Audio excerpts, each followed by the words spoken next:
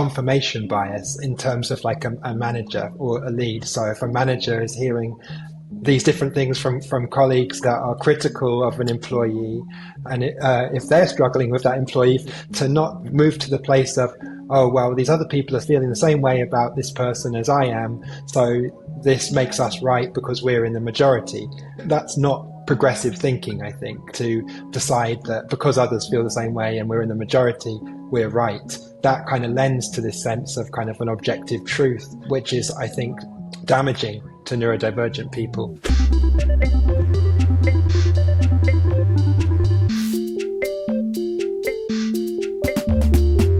Hello and welcome to episode 4 of Working to Work, a neurodivergent journey through employment. This intro will be a bit shorter because I want to make sure there's enough time for the main feature, which in this episode is an interview with myself.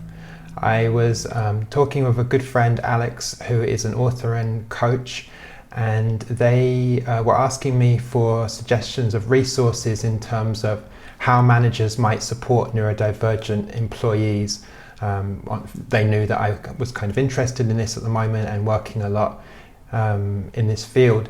And during that conversation, they proposed that they interview me to kind of understand more about my own experience as an employee and interactions with managers, and what I think has worked and what I think hasn't worked, and how it maybe could work better. And I say this at the beginning of the interview, but all of these views in here are based on my own experience. I can only speak to that, but I've also observed enough where I see the similarities, I think, with my experience to that of many other neurodivergent status individuals. So I hope that there will be some resonance in here that some will take. And also I hope that potentially if any managers or people in HR positions see or hear this interview, that they will gain some insight into how some situations are received as an employee with maybe a different mind and different way of operating from the majority. And I also speak to my own journey with neurodiversity, understanding it, the benefits that really kind of absorbing that message had for me in terms of destigmatizing my own kind of mental health. It's been a really powerful concept for me, and I imagine many others. So I hope you enjoy this interview, and please subscribe to the YouTube channel if you're listening on Resonance. Thank you, hope you're enjoying it. And if you're listening on the podcast feed, thank you for listening, thank you for your support. And here's my interview with Alex.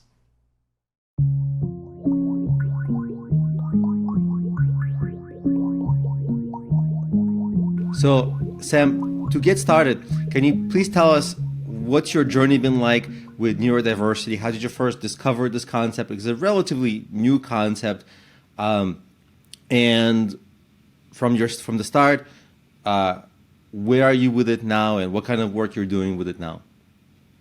Thanks for the opportunity to talk with you, Alex. I just want to start by saying I can only speak to my own experience, not the experiences of others. But one of the things that I found super powerful about the idea of neurodiversity and the related conditions is the shared experience that I have with others that I haven't maybe felt in my life before. And I think that's one of the most powerful aspects of the concept of neurodiversity, is that it reduces, I feel, a degree of shame that one might feel for being different and feeling quite alone with that.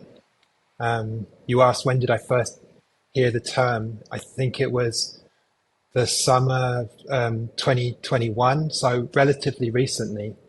I'd struggled with depression and anxiety for a lot of my life, and I think for a long time the conventional thinking around depression was that there was some type of chemical imbalance in the individual that meant they lacked certain things like levels of serotonin or dopamine, which maybe to an extent potentially are true, but it was largely like predicated on the sense of deficit, as opposed to a kind of natural difference.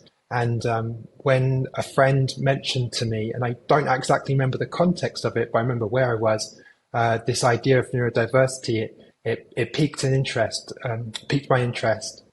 And it felt quite liberating, but actually from there I didn't really do much with it because I was struggling at the time and going through a lot, and also finding kind of other ways where I felt that I could connect more with others that weren't necessarily related to kind of this label of neurodiversity.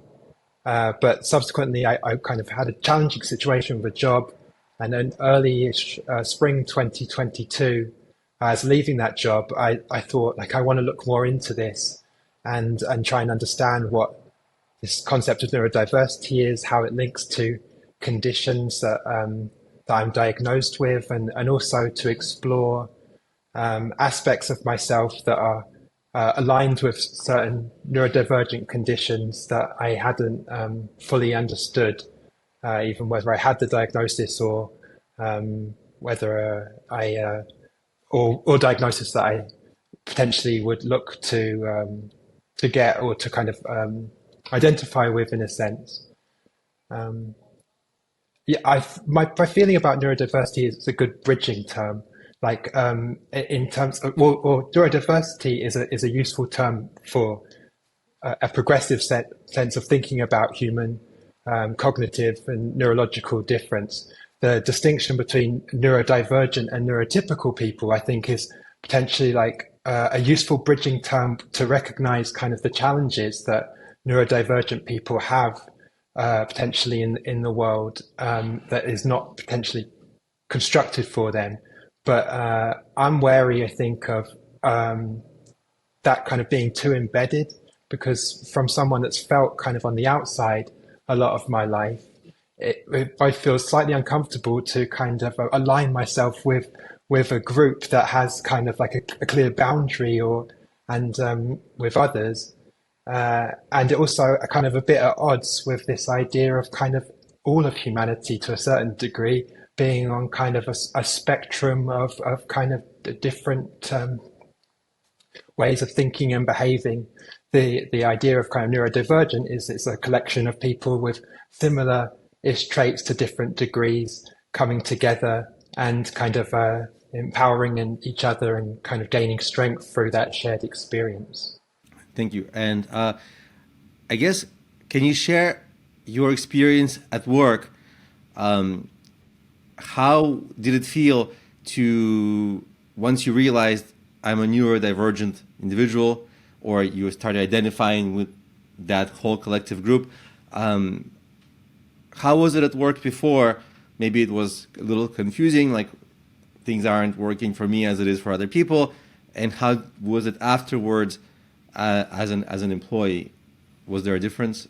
I think that it was only after I left this job in April 2022 that I really started exploring neurodiversity and thinking about the conditions that I have been diagnosed with in relation to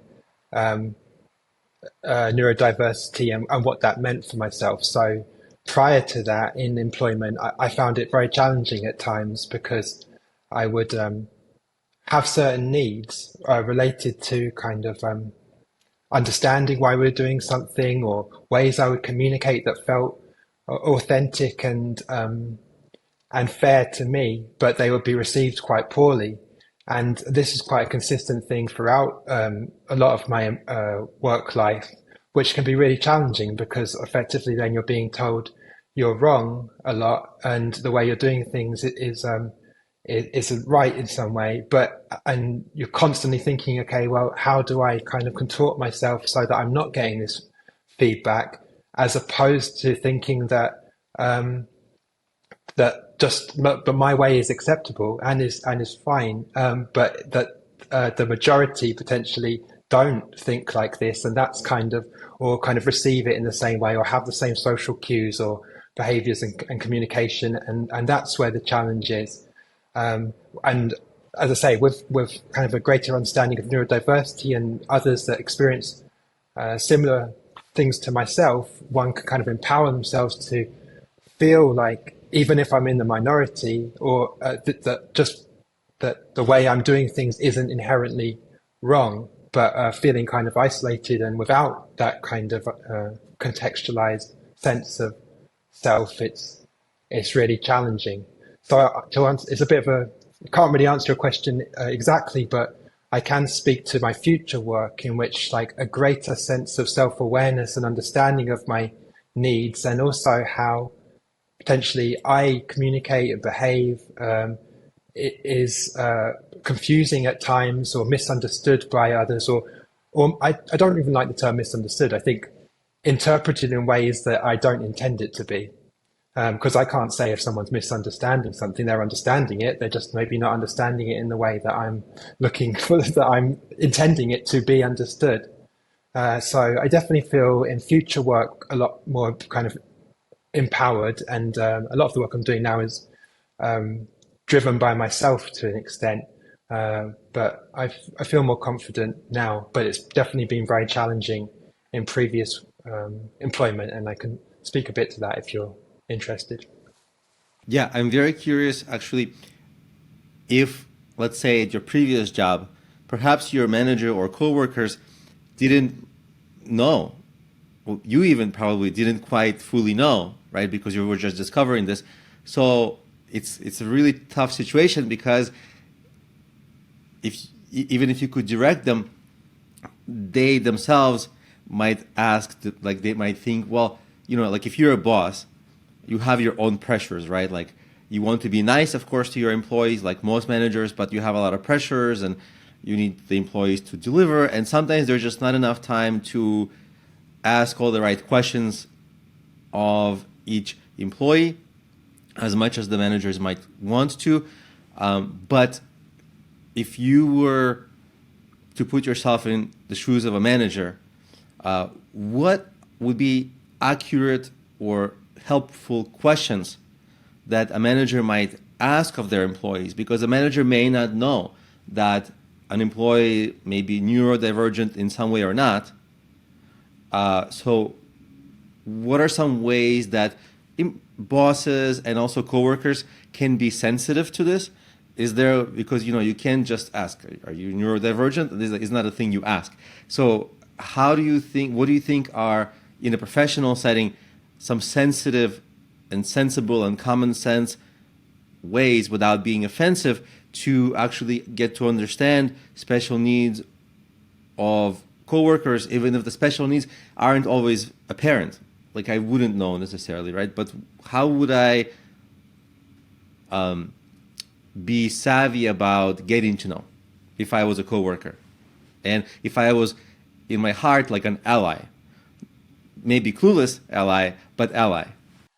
I think from my perspective, the issue is not so much whether someone feels comfortable asking if someone's neurodivergent or autistic or ADHD, whatever, or about the employee necessarily disclosing that, because all neurodivergent people are different from each other and have different strengths and challenges, and also people's perception of and understanding of what these different conditions involve differs from person to person.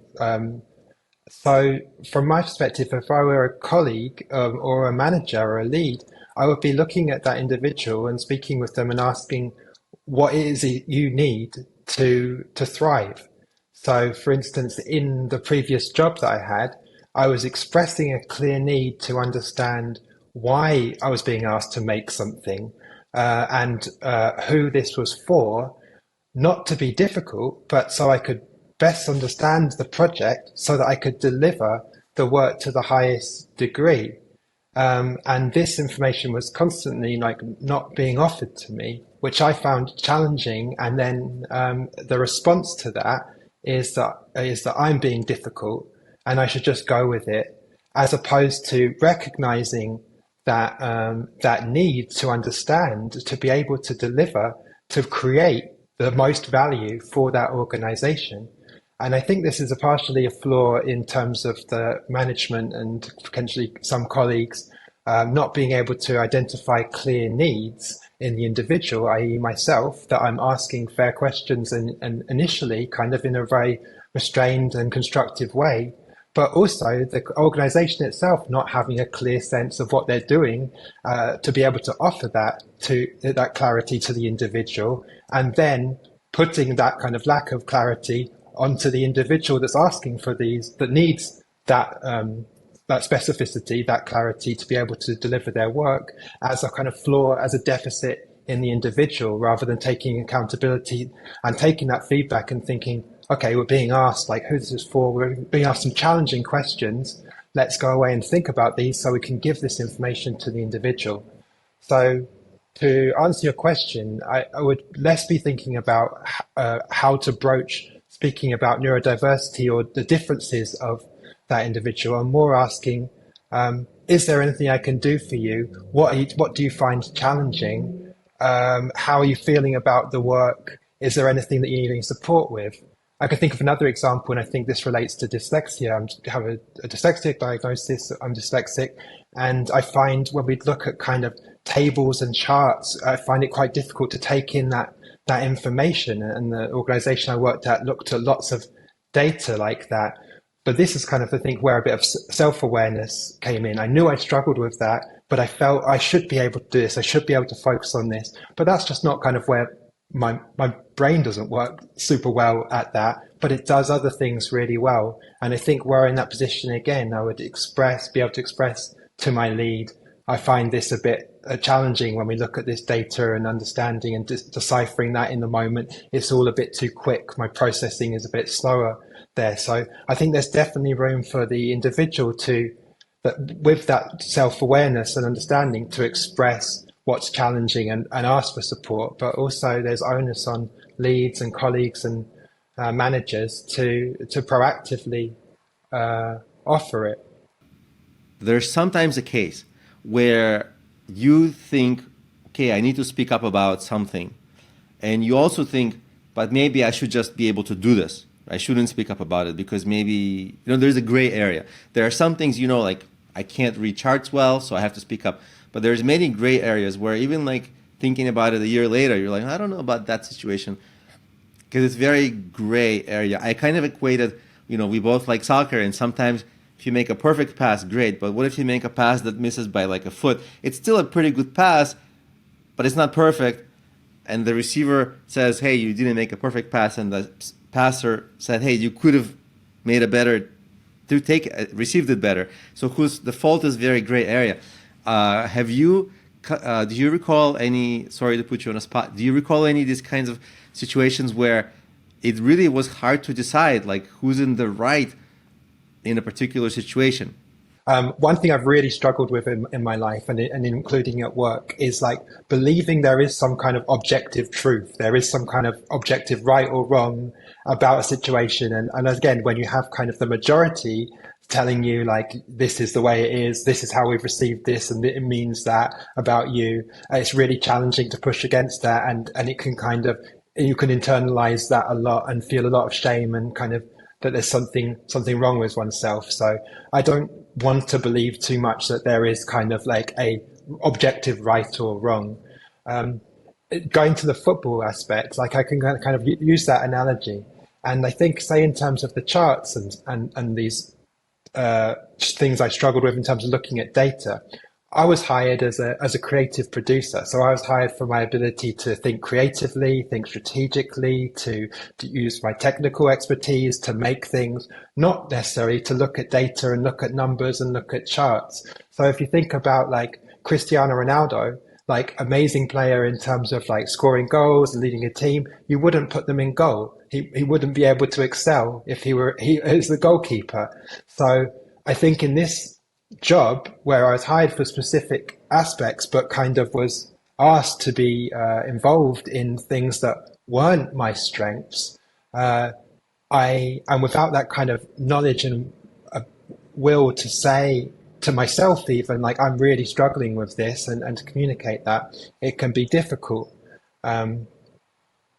So Yeah, I think more than anything, it's less about kind of whether there's an objective truth about who's at fault and more just about recognizing one's strengths and challenges. And in some of the challenges, asking both the employee asking themselves, is this actually necessary for my job? Is this even where like my skills are put to best use? And for the managers to do the same thing, like, does this person need to be at this meeting? They need to be involved in this. Can I encourage them to spend more time doing what they're really good at?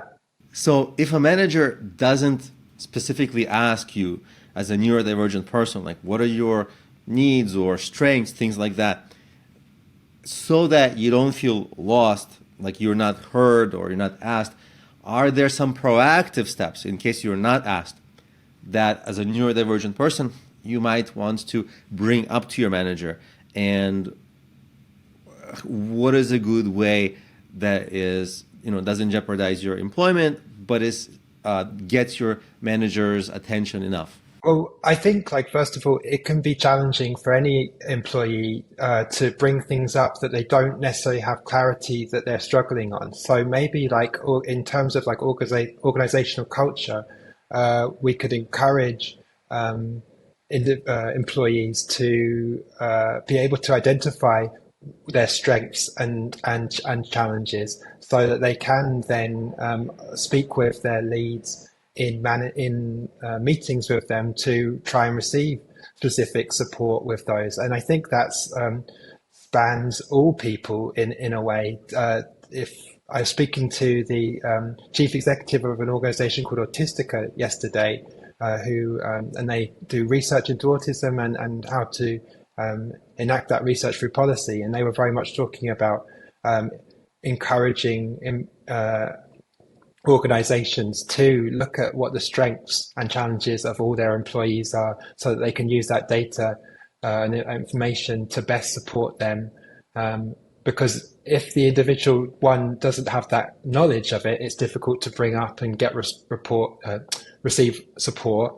If the organizations are encouraging employees to identify challenges and their strengths, it creates an environment, I think, where there's comfort in expressing what people are struggling with and maybe need a bit more support with, and where they think they're thriving and want to work more on. Because I genuinely feel, for everyone in the world probably, if we're working more on things that we felt we were good at and we were passionate about, the work is better, and ultimately it's better for the organization or with one self-employed in all forms. But also there's areas, even in things we enjoy, where potentially we need some support, and creating an environment.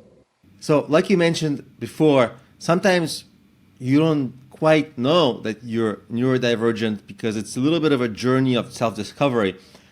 If somebody else is going through this journey and they're not 100% sure, they're wondering what are some questions they should ask or steps they should take to find out what is exactly the nature of their neurodivergence, and what are the resources that are available for them, or how should they explore themselves in this way so they can communicate with their employer better?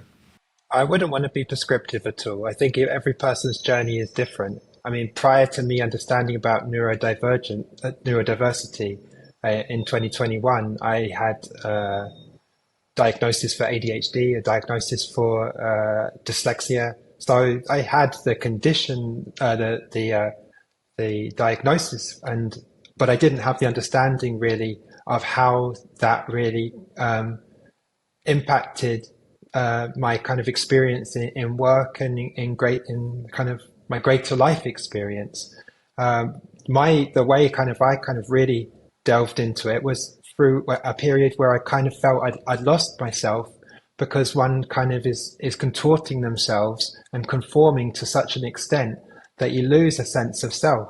And I think many people, or a number of people in my experience, get to this point where it's like, I can't go on anymore. And that's when when I really started to look for, there's got to be another way, and understanding myself better. And through that kind of neurodiversity paradigm, have been able to kind of rebuild a sense of self that feels like stronger and more aligned to really like who I am and what I'm about. So I wouldn't want to wish that kind of pain and struggle on anyone else and suggest that that is the route to finding oneself. But I would say, though, if someone was experiencing a sense of like losing themselves, that they, I don't know, try first of all to be kind to oneself, and I don't have a great answer for this. I think I don't think there is one way to do this, and I don't necessarily think understanding or learning about neurodiversity is the answer to everything. Because, as I say, I knew that I learnt the term, but then also still had a difficult time, because even when one kind of gains a sense of self and strength in that, it might not be accepted by those around them. So if one, from my own experience, after recognizing like how challenging it was trying to kind of contort and conform myself to the kind of sensibilities of others, and then kind of trying to let more of myself come out and refine myself, those are the aspects that are kind of being rejected by those around them. So I think it's got to be coupled with being cognizant and kind of disciplined and intentional about where one's spending their time, who they're spending it with, and what they want to surround themselves in their lives for that kind of greater sense of self and idea of neurodivergence and diversity, to be able to really have a positive impact on one's life. In terms of being more intentional with who you surround with yourself and the kind of people that might support you or not, are there any people who, when you look back, have had an positive influence on you that others in your situation might explore or look for, or mentors or anything like that? Yeah, definitely. There were definitely some people, say after that, in that summer 2021, that I got closer with, who were amazing friends to me, and I felt that I could be myself with very much, and kind of understood, I felt, how I was feeling. And I think being able to be myself and be open with my emotions and feel that sense of care was really, really important. And after leaving this job, I found as I say, I kind of delved a bit more into neurodiversity and found a neurodivergent coach for creative neurodivergent folks. And I've been in this program for a bit over a year now, which is a kind of group coaching program. And it's been incredibly, incredibly beneficial and life-changing to an extent, because it's provided like a framework of support from the coach, but also from the other people in the program, to be able to go through this kind of journey and feel supported. And I think without that, my journey, I think I would be in a different place now, and not necessarily a worse place, but I think it's been incredibly beneficial to have that framework of support and trust from peers, and someone also that has the ability to coach and has the understanding through a lot of time shared lived experience, is very valuable. Well, it has been for me. Earlier, you had mentioned that there were some people that were very helpful in mentoring you and just kind of saying the right thing at the right moment, and not necessarily the coaching program, but just other people. What are some things that are, if you're just a random person, what are the encouraging things that people said that really kind of spoke to you and resonated, that made a difference in your mind, that others can also use?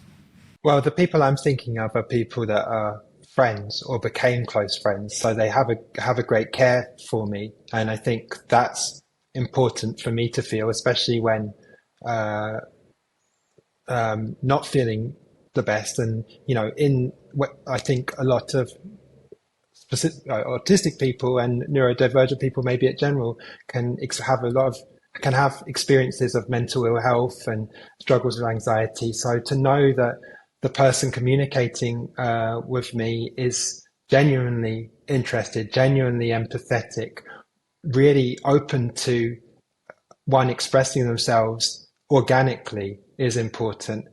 I think from my perspective, it's not so much about what the right thing to say is, but rather like sometimes just being willing to hear someone out and to offer that space to listen, because sometimes prescriptive advice is coming from a place of different experiences, and that's can be even more frustrating, I think, if you're potentially for anyone, but if you're neurodivergent and you're getting advice that doesn't resonate in a time when really you just kind of want to be held.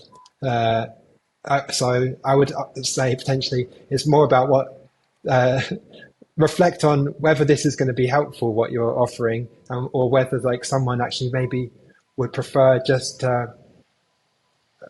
I think also asking, what is there anything I can do to support you in this moment, as opposed to kind of thinking what's the right thing, what's the wrong thing. Maybe asking that individual and giving them the opportunity to let you know. That's a good point. And I also want to also maybe add to that. Sometimes when you ask, a person may be shy. And so when you ask, when you listen, you want to be listening to the things people say, but sometimes what people say isn't exactly 100% accurate to what they're thinking and feeling. So you want to also pay attention to their body language and, you know, the overall tone of voice, and maybe ask follow-up questions based on that, because sometimes it's, I guess, if people sense that it's a sensitive conversation, I think not everybody knows to pay attention to the body language and using more than just listening to, you know, the actual words, because it's very commonly repeated that most communication is not verbal, right? It's a lot of, so it's just broader listening, I guess, is what I'm trying to add to your answer, perhaps. I would say to this, though, that it's important to remember that body language cues differ from person to person. So, for instance, many or some autistic people, including myself at times, can find it challenging to make eye contact with people, especially people they potentially don't feel comfortable with. It's not doesn't mean that they're shifty or they're hiding something, which is the common perception, I think, sometimes of when people don't make eye contact. It might be that it's easier to think by looking away into the distance. And I think it's important maybe to not place, while I understand what you're saying, to be able to interpret different cues other than verbal. I think it's important to listen to what someone is saying and to take what they're saying on face value as well, because I feel that neurodivergent people on the whole are more able and willing to really say what they mean. And part of the psychological challenge of being neurodivergent is that you're dealing with a world of predominantly what's classed as neurotypical people who do, as you say, not always express what they mean through the words that they say, but there's some kind of subtext, or there's some body language cues that one is asked to pick up on that potentially aren't as kind of easily interpreted by neurodivergent people. So I would say, like, if you're looking to support someone that's neurodivergent, and again, I can only speak for myself, trust what they're saying, and yeah, just be mindful that body language cues differ from person to person. And again, just to ask, what can I do is there anything I can do to support you? Do you want to talk about it? And be mindful to not kind of give unsolicited advice that may not be relevant to that person's situation and potentially could aggravate their situation. Don't presume, effectively. Actually, since you mentioned, there are some people who tend to give unsolicited advice, like they think they know better, which really kind of starts to almost touch on offensiveness, right? Because it's on one hand, people don't want to be, they want to be an ally, but because it's a sensitive topic, it's even if you're well-meaning, it's very easy to be offensive, like not knowing the right language to use, not because you're mean, but you just don't know. You're learning yourself, especially if you're a coworker and you don't have direct experience with this yet, but you're just. What are some of the common ways that people tend to be offensive in like this dopey way, where like they're not actually they want to be an ally, but because they're clueless, they're offensive? What are some things that people should avoid? I think, as I say, kind of presuming what one's experience is like. So no one knows. I don't know what your experience of a situation is like. I can only know through you telling me and me trying to processing that and trying to empathize and feel, understand to a degree how you feel about something. So not presuming one can understand and saying, oh, I understand, or then relating it to some experience that they've had, which might not be relevant. I understand sometimes like we connect with each other through kind of sharing like experiences, and I think it's like reasonable to say when you spoke about X, it made me think of this situation in my life, but it may be helpful to not say, oh, I had an exactly similar experience. There's a distinction there, if you see what I mean. One is kind of taking something that someone said and then thinking, okay, what you said made me think of this. And the other is saying, I had an experience just like that the other person might feel, oh, that's not like that, and this isn't helpful. I think sometimes what I found frustrating is when you tell someone a challenge that you're having or an experience, and if you're told, we all experience this to some extent, or everyone has that to a degree, because one, it may be true, but one may not understand the extent to how much this is affecting someone. And even regardless of the extent it's affecting someone, that's not particularly helpful at that moment. I mean, being told that we all experience that isn't addressing the challenge that they are expressing in terms of whatever they're struggling with at the moment. What would be more helpful is kind of, okay, that's a situation. How can I support to you through that situation? And I don't particularly think telling someone we all do have that experience is particularly helpful. Again, this is my experience. I can't speak for everyone, but those are a couple of things that I think. I wouldn't say are dopey, more just slightly lazy in terms of response, or not really kind of giving enough thought to how would what I'm about to say really benefit this person. Why is telling someone that we all experience that going to help them with the actual particular situation? Why don't I address the situation itself? So in the theme of not being offensive through cluelessness, many people actually don't know unless they are professionally somehow exploring this. But before that, they don't know the term neurodiversity. It's not a term that everybody knows yet. So there may be other ways people might try to fumble, asking, do you have special needs or special situations that you need or special way of learning or other ways of fumbling this? What are some of the more offensive ways of phrasing this that people really should avoid? And should people say, is it right to say you're a neurodivergent individual? And is it okay for me to say I'm a neurotypical? And is that weird? Like, why am I assuming that I'm neurotypical? Maybe I don't know yet. Can you speak on that a little bit? As I say, I don't necessarily know if like creating a distinction is helpful or necessary in the workplace. I think it's the role of every employee, including leads, managers, founders, whoever, to be asking each other what they need and where their strengths are. So what they need support in and what they are able to offer support in, for instance.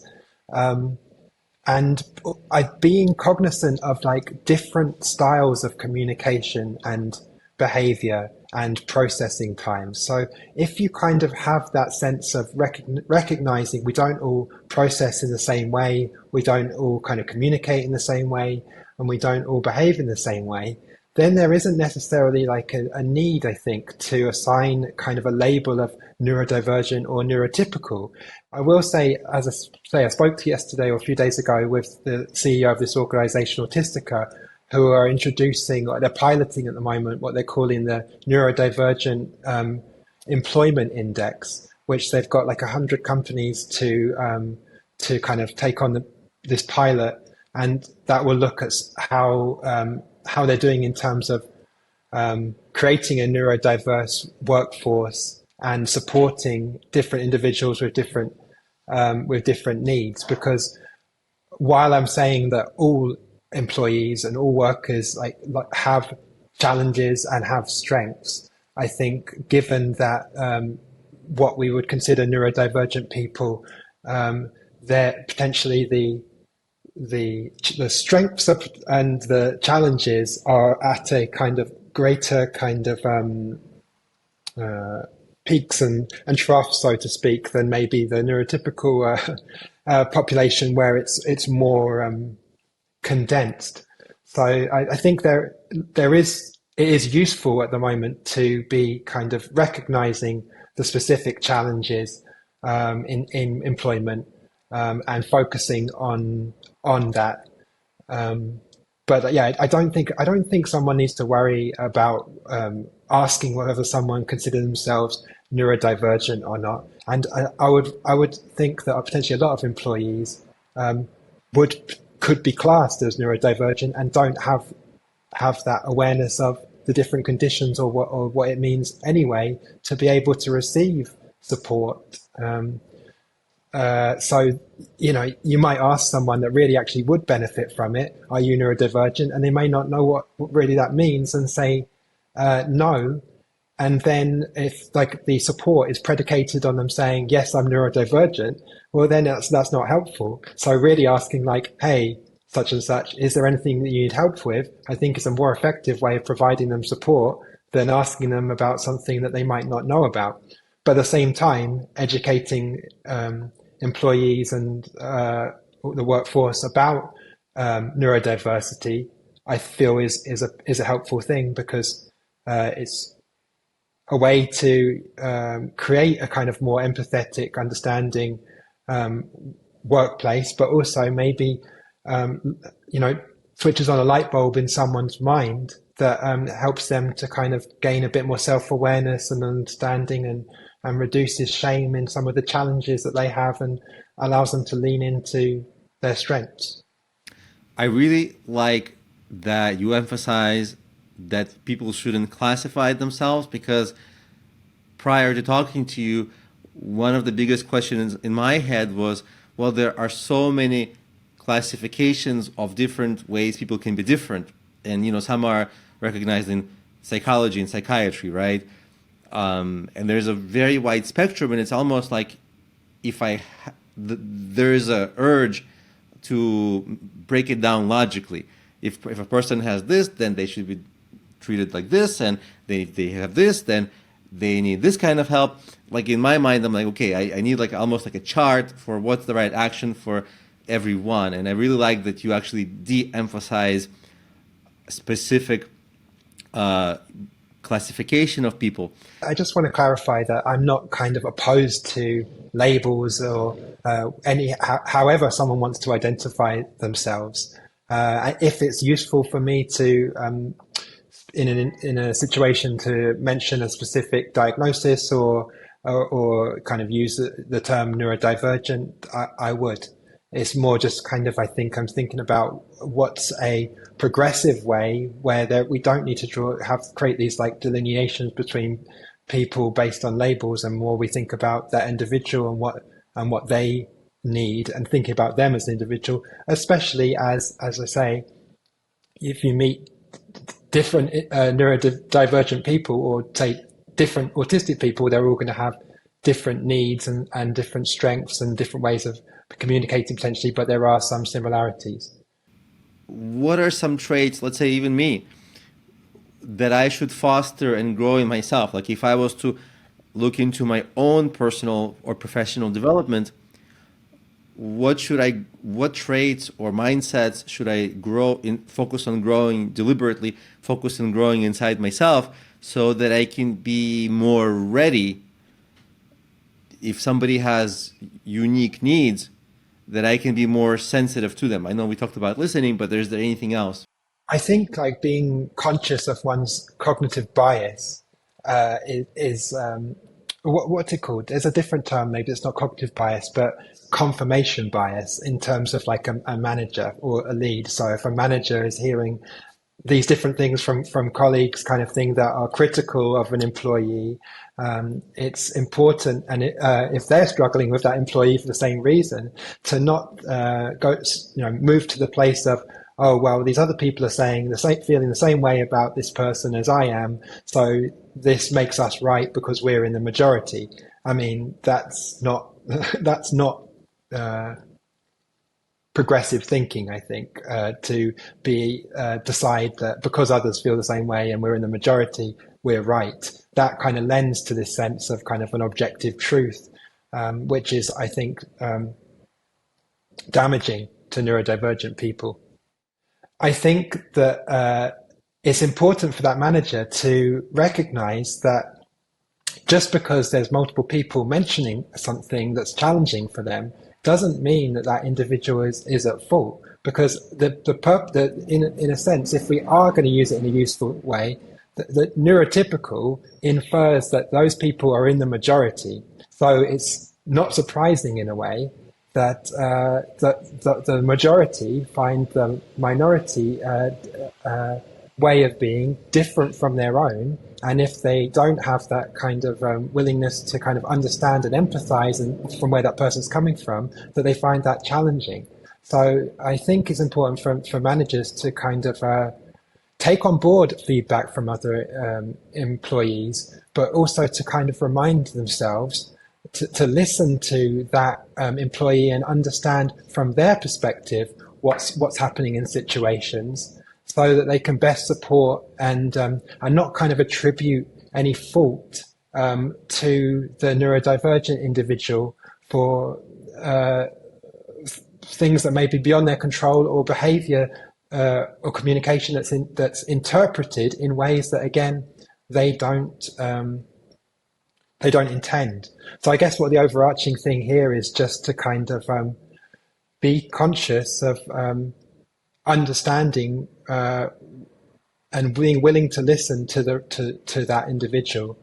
I want to talk about this scenario that happens professionally all the time, and actually in personal life too, when there's some kind of pain, or in a professional scenario, like somebody's done something wrong or something went wrong, and people are afraid, like, oh, am I going to get the blame? Or what, stress. The very first impulse people usually have, and this is just biological, and I think it's across everybody, this is even across species, we take out our pain on the person who is physically closest to us in proximity, where like it may not be that person. You see this in like familial situations all the time, where like, hey, the person near me is gonna, get, even though I might be frustrated with something at work, I'm going to take it out on my family, or vice versa. And I think what I'm heading towards with this is that it can be very hard in the moment to say, hey, let's not rush to decisions, or let's not rush to place blame. And it can be very hard to handle this for anybody. Especially, I think this is worth talking about since we're talking about neurodivergence. It can be, I think, from my understanding, and correct me if I'm wrong, for many people who are neurodivergent, it's very painful to get blamed, and it's harder to defend yourself in the moment. What would you suggest are some phrases to say or things to do that might have helped you in the past, or looking back at some situations, would have helped you if you'd done things differently or handled things differently? Okay, I can give a example. So, what are we now? 2023. 5 years ago, 5.5 years ago, I was working on a podcast, and I was working as the series producer. So my job was to kind of edit the episodes, and kind of cut the voiceover and take the stories and kind of basically piece it all together. And I was working with an executive producer. And the executive producer was coming from the TV world, and the TV world is like the world they come from is very much like everything goes to the script. So this section comes first, then this section, then this section, then this section. And the way I worked in kind of radio was that you take the materials and then you kind of find the interesting way to kind of weave it together. So that was my kind of understanding of what I was meant to be doing. But their understanding was like, it's going to be very much like A, B, C, D, E. So when I did it kind of in my way, that kind of diverged from their script, they got very angry and they were very upset with me, and were unsure whether I could do the job or whether this was going to work out. And from my perspective, this was just kind of like a bit of a breakdown in communication, of us not kind of getting to that kind of clarity of both either the executive producer, the series producer explaining exactly what they wanted, or me feeling that I had asked the question to make sure that they knew what they wanted. And this person apologized because their response was kind of really difficult for me. It was pretty upsetting. They were very angry, and it kind of also made me feel I've done something wrong, because the blame was all put on me for this, as opposed to kind of pausing for that person to reflect and think, okay, well, did the two of us come to an understanding prior to starting of what we want this to achieve? Because it wasn't a case of kind of, I can't do it that way, or I don't want to do it that way. I'm happy to do it either way and have the ability to do it either way. So I think it speaks to your question a little bit. And from my perspective as the person told I'd done the wrong thing, what I would want is a bit of self-reflection, as you've mentioned, from the series producer prior to reacting, to think, okay, well, did I create the circumstances for this person to do it in the way that I had asked for it to be done? And they have that after the fact, but sometimes even with an apology, it's difficult to kind of take back that feeling and that challenging experience. And this isn't to criticize them. I've been in that experience too, when I can be quite reactive, and then afterwards one reflects and thinks, well, actually there are aspects of this I could have done better to make sure we're in alignment. So just so it doesn't get lost, in that scenario with the TV style person and you're the radio style person, and there started to be some challenge in communication, is there something specific you did or said that helped you deal with it? It's a while ago now, so I can't completely recall. I think we probably got to a place after that unfortunate kind of interaction and response where we both recognized or where that there is no one at fault here. There's just a kind of bit of a breakdown in communication. It's not a case of kind of will of either of us to work in a certain way or the ability to work in a certain way, just more a bit of a communication breakdown. So, more communication, clearer communication, these are all super useful things, I reckon, for all employees, but especially neurodivergent employees. And creating that space to ask questions. And also, I think maybe like what potentially was helpful about overcoming that situation was both of us being willing to speak about it, and to speak to like, that was really difficult, for someone to apologize, for us to kind of unpack a bit like what happened there, instead of like letting it fester. And that's really healthy, I think, to be willing to do that, instead of just kind of like brushing it under the rug, and then you have these kind of like resentful feelings that are kind of playing on the mind and making like working there uncomfortable. Yeah, I think we're sort of getting into when you want to, there's a tendency in professional situations to be passive as a response to aggressive actions of others, because you don't want to say the wrong things in the moment. You don't know what the right things are in the moment because it's in the moment. It's so hard, and so a lot of people tend to be passive in moments where they should be assertive, and it's very hard to be assertive because there's so much gray area. Like sometimes you don't know until reflection, like 3 months later, you realize, oh, okay, that person wasn't right, but it's 3 months later. It takes a lot of kind of cycling through. Yeah, thinking about this particular situation that I'm referencing, if I were in it again, in a way that you're speaking about, like I can't remember what my exact reaction was in the moment, but obviously one is feeling not obviously, one feels like physical sensations, like in that moment, kind of, when you're being effectively attacked in a kind of in an animalistic way, right? You're under threat. And I think then there's multiple responses. You either kind of fight, a flight, so to run away, or freeze. So those are the kind of three common responses.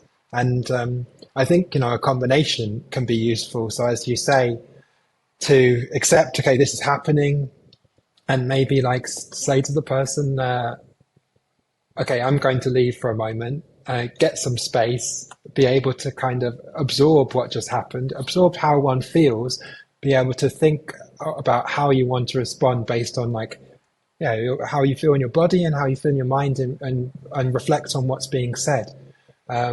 Because a lot of the time when you're being challenged like that, it's unexpected, right? So in this scenario, I didn't expect to get this feedback. I expected, this is great, because the work was good. It was just kind of organized in a different way to how they expected.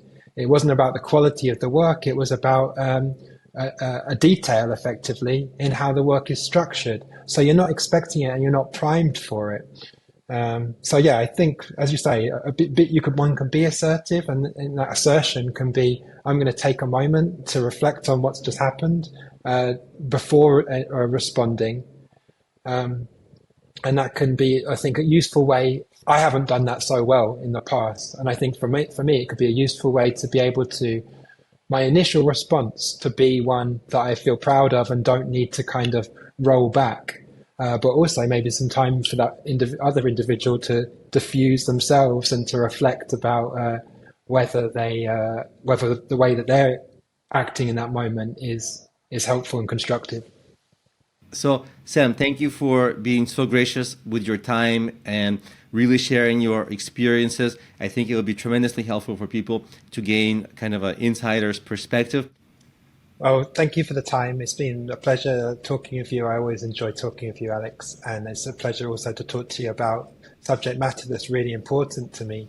And I really like the name Working to Work, because it has these kind of two meanings, right? On one hand, it's hard to gain employment at times, but on the other hand, even when you're working, you have to be working that extra work to the self-awareness, to understand situations. It's all just getting you to the point so you can actually work, which you really want to perform well and do the best for your employer. But there's so many hurdles, and I really like how that name illustrates all the challenges in just 3 words, which is actually really quite, as you British people say, quite brilliant name.